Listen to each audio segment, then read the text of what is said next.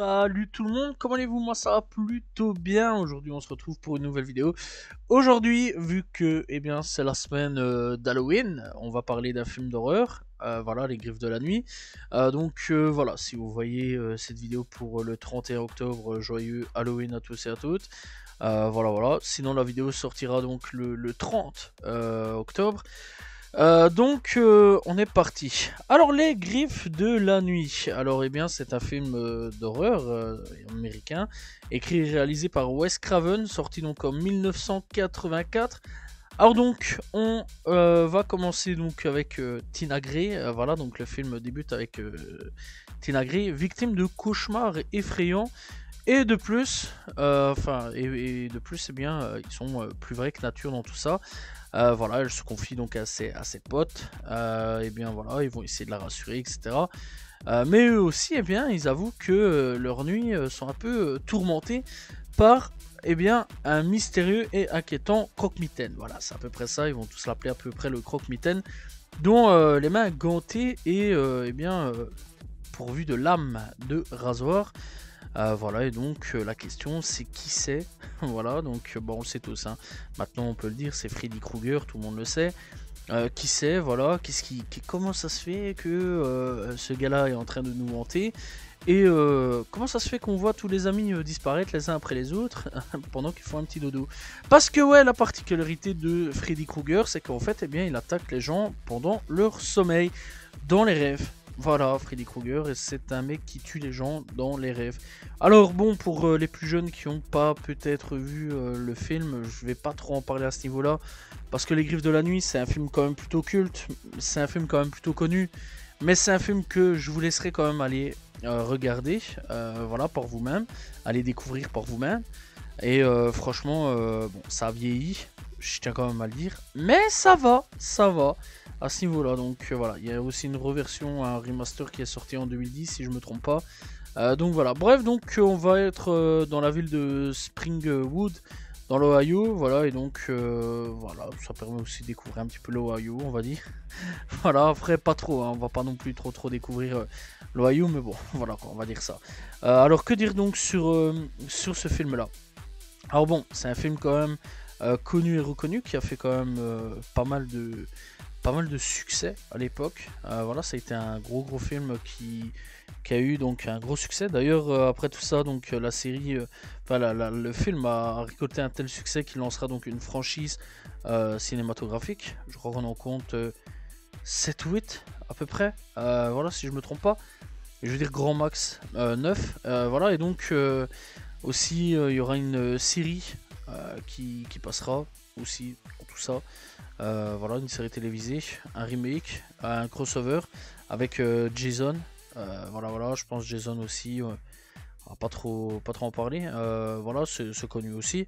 Et donc, il est aussi considéré comme l'un des plus grands films de tous les temps. Et en 2021, il intègre la bibliothèque du Congrès américain dans le catalogue du National Film Registry. Voilà. Alors, au niveau des acteurs, on a quand même une pépite là-dedans. On parle de Johnny Depp. Johnny Depp qui a commencé sa carrière, de ce que j'ai pu comprendre, via Les Griffes de la Nuit. Voilà, c'est une folie. Donc ouais, on va voir Johnny Depp quand il était très jeune. Voilà, donc très intéressant. Voilà, je connaissais absolument pas. Enfin, si, je connaissais déjà là-dessus, mais bon, je l'avais vu il y avait des années quand j'étais très jeune. Après, je n'avais pas zappé, voilà, je connaissais absolument pas cette info-là. C'est en regardant ici récemment parce qu'il y a TCM Cinéma qui sont en train de passer donc les 4 ou 5 films principaux, enfin les 4 premiers films. Voilà, ils ont pas passé la suite, c'est assez dommage là-dessus. J'aurais quand même bien kiffé, donc voilà, faudrait que j'aille checker sur internet ou un truc dans le genre. Donc voilà la suite des Griffes de la Nuit. Mais donc ouais, franchement, il y a quand même pas mal de personnes là-dessus. Il y a donc Heather Langkamp plutôt, Robert Englund, voilà, John Saxon, Amanda Wyss, Juice Garcia. Voilà, on retrouvera. Enfin, Robert, donc c'est Freddy, hein, voilà, pour ceux qui veulent savoir. Bref, on retrouvera donc Lynn Sayet, ou Chayet, Ronnie Blackie, Charles Flincher, et bien d'autres. Bon, ça c'est quelques rôles un peu secondaires sur certains points. Donc voilà, bref, alors, donc dans l'ensemble, c'est vrai quand même que je tourne un petit peu autour du pot là-dessus. Au niveau donc des acteurs principaux, au niveau de la musique, c'est Charles Bernstein. Alors bon, c'est de la musique d'époque, voilà, mais franchement c'était pas mal. Moi j'ai bien apprécié à ce niveau-là, pas mauvais du tout. Au niveau du scénario, c'est Wes Craven, réalisation Wes Craven. Alors Wes Craven, à mon avis, tes nuits devaient être horribles, mon gars. Ça a été une dinguerie. À quel point le gars a imaginé comme une grosse folie là-dessus. Donc voilà. Après le gars a quand même fait d'autres choses. Hein. Donc voilà, il est derrière Scream. Voilà, Scream 2, Scream 3 dans l'ensemble. Donc pour ceux qui veulent savoir. Alors franchement, c'est quand même plutôt cool. Il a fait aussi Red Ace, enfin Red Eye. Scream 4 aussi, voilà, Paris je t'aime, La Colline des yeux, donc déjà il était dans l'horreur depuis quand même pas mal d'années. À ce niveau là, La Colline des yeux 2 aussi, voilà, au niveau télévision, il a fait aussi Terreur froide, La cinquième dimension de 85-86, il a fait 7 épisodes, je sais que ça c'est connu pour les anciens, il est aussi acteur, voilà, il a joué dans Scream 4, Scream tout court aussi. Donc voilà, il a joué dans à peu près tous les scrims à ce niveau-là. Il a joué dans Castle aussi, pour ceux qui veulent savoir, donc un peu plus récent à ce niveau-là, pour ceux qui veulent savoir. Bon, enfin bon, il a fait quand même pas mal de bons trucs à ce niveau-là. Au niveau donc de la société de distribution, on retrouve New Line Cinema Media Home Entertainment, Smart Take Picture et de Elm Street Venture. Alors je sais pas si le restant... si tout existe encore, mais je pense que New Line Cinema existe encore, si je me trompe pas. Voilà, et bah ouais, maintenant c'est une unité de Warner Bros. Voilà, donc filiale aussi de Warner Discovery aussi, si je peux comprendre là-dessus. Donc ouais, ça existe encore par contre le restant je sais pas du tout. Bref, donc que dire de plus sur le film. Donc voilà, c'est un film plutôt intéressant. Voilà, le personnage principal, franchement, est quand même très intéressant à ce niveau-là. Voilà, le personnage principal, c'est Freddy Krueger. Il n'y a pas d'autre mot là-dessus. C'est le méchant principal, c'est lui le méchant principal. C'est vrai quand même que dans ces années-là, il y a eu une vibe un petit peu de slasher qui sont arrivés. On a eu les Vendredi 13, les Halloween, les Scream qui sont arrivés. Les Scream d'ailleurs, faudrait que j'en parle un jour. J'ai regardé il y a pas longtemps. Les premiers, ils étaient excellents d'ailleurs. Le tout premier, vraiment excellent, un banger total. Voilà, il y a eu toute une vague de slasher à cette époque-là, dans les années 80, 90, 90. Donc voilà, même du début 2000 aussi, il y a eu pas mal de slashers très intéressants. Mais franchement, voilà quoi, Freddy, il y a un truc. Freddy, il y a un truc. Ça a été, je pense, ça a été l'un des plus gros succès au niveau des slashers. Voilà, c'est un des slashers les plus connus, je pense.